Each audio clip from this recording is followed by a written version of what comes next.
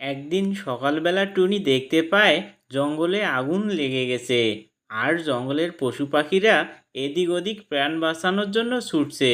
তখন টুনি বলে, হায় আল্লাহ, এটা কি হয়ে গেল! এখন আমি কি করব?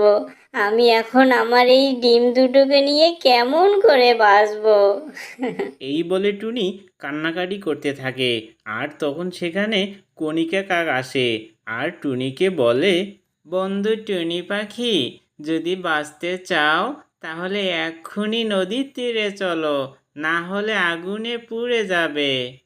তখন টুনি কণিকা কাককে বলে, কণিকা দিদি, আর কিছুদিন পরে আমার ডিম ফুটে বাচ্চা বের হবে।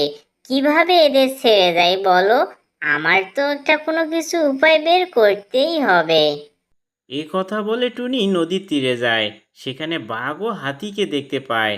বাঘ ও হাতিকে দেখতে পেয়ে টুনি বলে, মহারাজ, তোমরা এখানে কেন? ওইদিকে আগুনে জঙ্গলে পুড়ে যাচ্ছে। আমরা যদি একটু করে পানি নিয়ে আগুনে দেই, তাহলে আমরা পুরো জঙ্গলকে রক্ষা করতে পারবো। টুনির এ কথা শুনে বাঘ মামা বলে, আরে টুনি, তুমি তো একটা সুন্দর কথা বলছো। ঠিক আছে, আমরা সবাই একসাথে এই কাজটা করব। চলো তাহলে আমরা সবাই নদীর তীরে যাই। তারপর সবার চেষ্টায় আগুন নিভে যায়।